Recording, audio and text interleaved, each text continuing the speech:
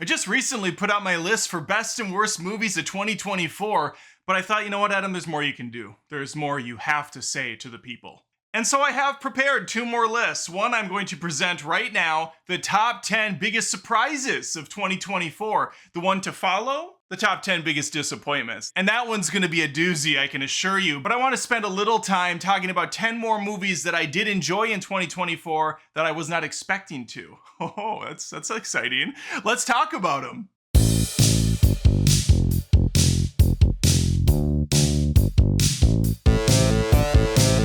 Before I begin, if you wouldn't mind doing me the honor of smashing the living crap out of that subscribe button and the notification bell so that more of me show up in your feed, I would really appreciate it. And I would doubly, nay, triply appreciate a look over at patreon.com/AdamDoesMovies. That's where the upper class goes to really taste the finer things in life that I have to offer, such as exclusive movie reviews every month, vlogs depending on your level of support, and you can even get a shout out like several do at the end of all my future videos. Those are the kings, the real creme de la creme.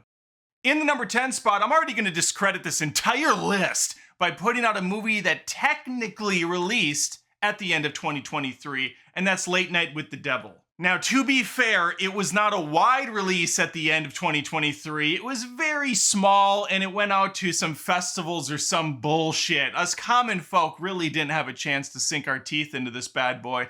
I saw it when it came out on streaming. Now, there are two reasons why this is a big surprise for me. Number one, it was produced by Shudder. They have not made a lot of very good movies, in my opinion. The few that I have seen by the studio have ranged from god-awful shit to, that was all right. The dose reason I was extra trepidatious is because a lot of other critics that did see it early were praising it up and down.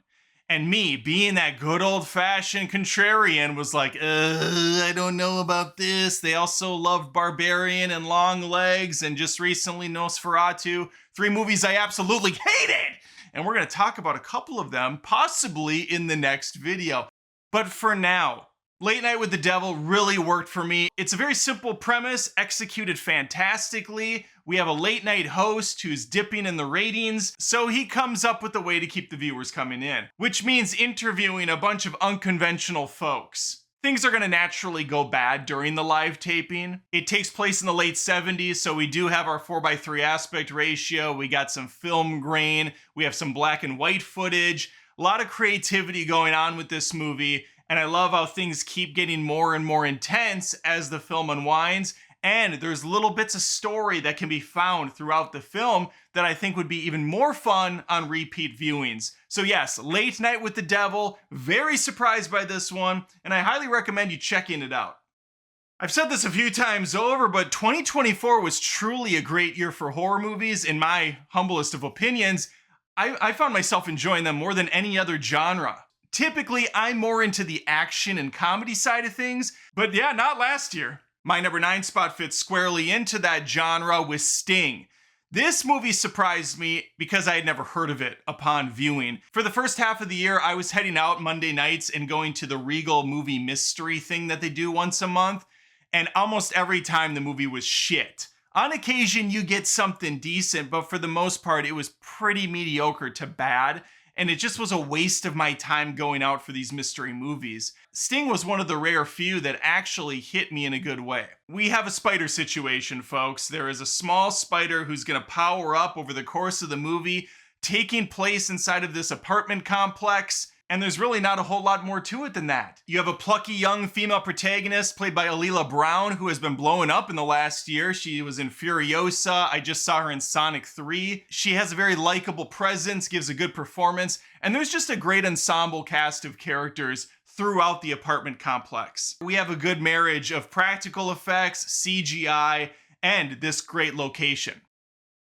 Now, for anyone that's been following me for a little while knows that Godzilla and I, we don't see eye to eye all that often. There's been a lot of misses in my book, and we don't need to relive history. It's just going to upset people all over again. But I was actually pleasantly surprised by dumb as hell Godzilla X Kong, considering the last movie, Godzilla V Kong, or whatever the fuck that was called, was terrible in my book. How is something that's even dumber more accessible? Well, I think that's why. Because when Godzilla v Kong came out, I was still under the assumption they were going to try to make this a kind of serious film. Kong Skull Island was awesome. Godzilla King of the Monsters, pretty solid as well. And so to take those two movies, crash them together, but then make a far more cartoonish film, it just didn't sit well with me. Especially when they still kind of played like they were making a serious movie. That's all gone now with Godzilla X Kong. This movie is off the rails stupid. It knows it. It's proud of it. I liked all the action. The effects are larger than life. The humans still suck, but that's okay. There's plenty of giant ape combat. It's almost more of a Planet of the Apes movie than anything else. And while there is a part of me that's bummed out they didn't keep that more serious feel from Kong Skull Island in these new movies, things have healed a little bit, and I was at least able to enjoy this one. A little ditty came out earlier this year. Probably shouldn't say little ditty. A little film came out earlier this year called Immaculate, starring Sydney Sweeney. Ooh, okay, you got my attention as a nun. Oh, like a hot, sexy nun? No, none of that. She's just a regular nun with the whole wardrobe, the garbs, everything. So there's no bikini scene in this one. And so when I heard that, I thought, but why? Can this woman act? And then I thought, no, she can't really. No, come on, no. I'm not interested in that. No, siree, Bob. It actually turns out she can act. Mainly in the last 20 minutes when things go to hell in a handbasket. Now, it does sadden me because Immaculate came out a couple weeks before The First Omen. And it's the same exact movie as The First Omen. I mean, like, legitimately the same story. The First Omen took all the praise and pretty much the entire spotlight off of Immaculate. And I disagree. I actually thought Immaculate was the better of the two movies. And keep in mind, this movie came out a month after Madam Web. Pepsi Web was in theaters. It was atrocious, did not bode well for Sydney Sweeney's career, although she did have Anyone But You that came out in December of 2023, which made a ridiculous amount of money. So, I mean, she's fine. She's safe, right? One miss with Madam Web, not going to be the end of her career, especially when she's like a side character. Anyway, back to Immaculate, really surprised me here. The mysterious dirty deeds of the convent coming to light at the end of the movie. And this poor woman, who is not in a good situation, has to try to get out of it. I just went in with very low expectations, and I came out on the other side with a nice 90-minute pleasant watch, had some good atmosphere, had a couple shocking moments. It's a fine movie. When it was announced originally that Mad Max was getting another movie, I was pleased as punch. I was giddy. But then it was announced that it was going to be a prequel. Prequels often suck. Then it was also announced it was going to be a Furiosa prequel. And it wasn't going to have Charlize Theron reprising her role. I was getting a little upset. And then the trailer came out and it looked like Mad Max Fury Road again, but built by AI this time. But then I saw it. Anya Taylor-Joy kicking ass as Furiosa. And George Miller once again brought the heat. High-octane car combat, unique wasteland settings, a kick-ass antagonist played by Chris Hemsworth. Furiosa almost made my top 10, and if I could be frank with you, if I could be honest for the first time in my life, the top 5 spots are pretty much concrete for me, and everything under that was interchangeable. It was just pageantry at that point. So Furiosa could be locked into the 10 somewhere. It's okay. I don't think there were 10 amazing movies that came out in 2024. Really, my top 4 or 5 are slotted for that, and everything else is just kind of window dressing to get that 10 spot. But I did enjoy a good probably 30 or 40 movies out of the million that I watched last year, so that's something. And I definitely enjoyed Furiosa. Pixar's been on the sequel train for quite a while, pretty much ever since Disney reacquired them. And that's been kind of disheartening because I always like their original stuff better. But one of the big movies that I thought, you know what, there's no way they'll make a sequel to it, it's very standalone, was Inside Out. So imagine my surprise when they announced Inside Out 2 and then made it really good again. Riley's now in her teenage years. Friends are pretty much all she's focused on. Parents have a tiny little island off in the corner somewhere. She doesn't care about them. She does, but they're like 80th priority out of 80 priorities on her list. She's going to a hockey camp for the weekend, and this is where the majority of the film is going to take place, and how she's going to adapt to her surroundings and deal with the news that her two best friends will be going to a new school. Listen, as someone who's moved around all his life, I can tell you that it's tough to meet new kids, make new friends. You just don't know if people are gonna like you. And also, as someone who identifies as a 15-year-old girl, all of this movie really hit home for me.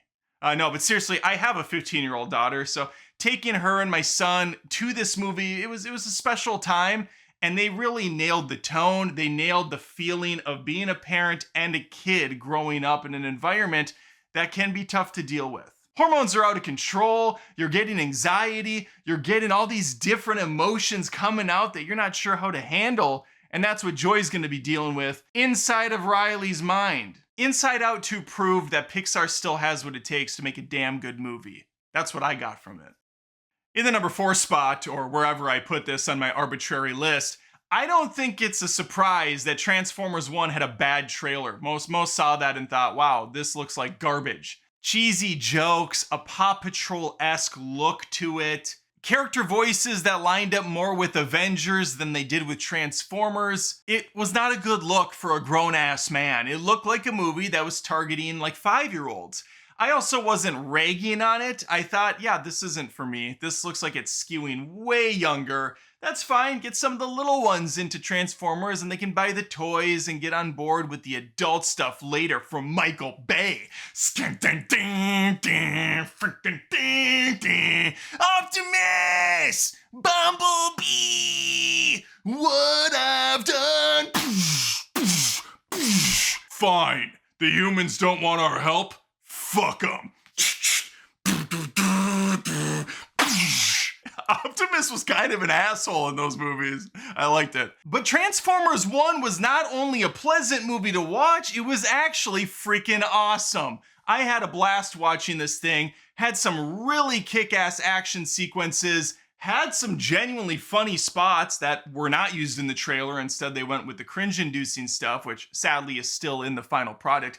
But still, it moved so well. It follows the early years of Optimus and Megatron, how they used to be best buds apparently, and how that's obviously going to fracture and change over time, transform, if you will, into something akin to a rivalry.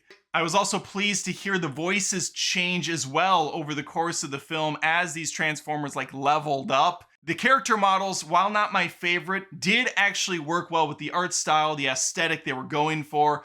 Overall, Transformers 1 was Transformers fun. In fact, I liked it so much, I thought I was gonna Transformers come. Tim Burton's back, baby! And he's brought with him a sequel to Beetlejuice, titled Beetlejuice. Well, now you have to make a third one. I mean, come on, you have to say his name 3 times, right? I have not been a fan of modern Tim Burton. The last really good movie by him I remember being Big Fish. Love me some Big Fish. I gotta have Big Fish. But then he really went all in on the green screen and CGI with those terrible Alice in Wonderland movies. And then he did that Charlie and the Chocolate Factory crap. Not to mention the Planet of the Apes movie. Dear God. With Mark Wahlberg. Awful. And while I know a few people that absolutely hate Beetlejuice, I'm not one of them, but I've made it clear. I've made it Billy Crystal clear on my channel. Listen, it's a legacy sequel. It's a billion years after the first one, just like a lot of these movies, Twisters, Maverick, whatever. They're gonna have member berries. They're gonna have nostalgia porn. They're gonna bring back characters for no reason. They're gonna make a bunch of callbacks and references. This is what they do. This is what the legacy format is. And so I went in with that knowledge. I went in just wanting to see another practical effect driven film with another great performance by Michael Keaton. In fact, Keaton's in this a lot more this time. We realized somewhere in the last 30 years that Beetlejuice should probably be in a movie titled Beetlejuice a little bit more. The rest of the supporting cast is great. There was a clever twist halfway through the movie I did not see coming. I'm glad that it stuck the landing for me. I do think the movie definitely struggles in the final act. It felt rushed. But overall, it was really fun to be back in this world, and I'm glad Tim Burton still has it in him. And now I almost want to see another Michael Keaton Batman movie directed by Burton. I think it'd be awesome. Speaking of twisters, it's my number 2 spot. I can't say I'm on the Glenn Powell fan bus, but this movie was solid. He did a good job here. And I'm a sucker for Twister. I love a good natural disaster movie.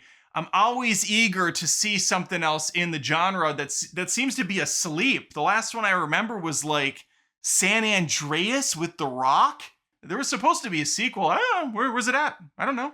What happened to it? But Twisters is here. It does have legacy sequel stank on it. We have another Dorothy reference. We have a lot of Wizard of Oz references, actually. They went all in on Oz, which is, I guess, appropriate. That all these movies are kind of leading into each other. Hint, hint to what's to come next in my top spot. I do think they bizarrely teased the mom, which wasn't Helen Hunt, even though all roads were kind of leading there. They were building this for something. I don't know why. And then the actress shows up and I thought, oh, yeah, I know this person from other things. Cool. But it delivers on the promise of Twisters. There's lots of tornado action, follows the playbook of the first one to a T, because again, it's all about expectations.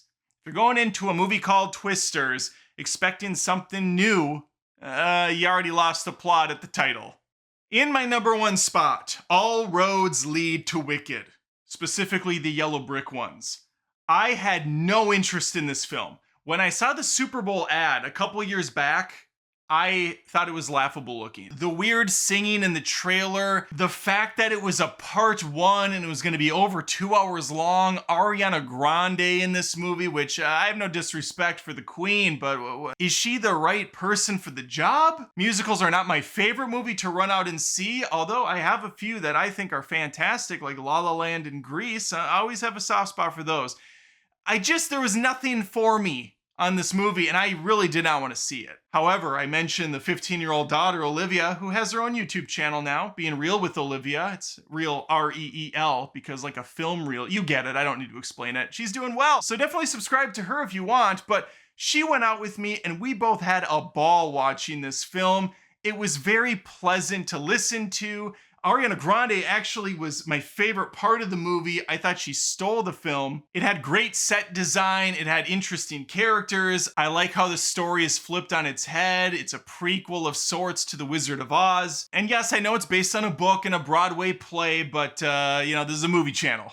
We're not reading books here, okay? We're not going to plays. You can only have one thing on the internet. Mine is movies. I had to cast aside any other hobby or passion. Hey, did you check out the football game the other day, Adam? Hey, is that a movie?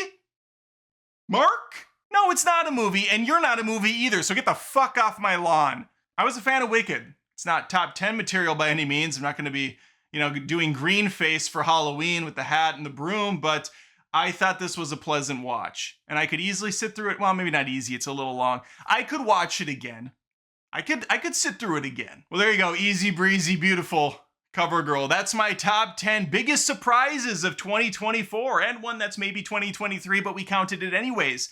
Let me know yours in the comments below. Please like the video if you had a good time watching it.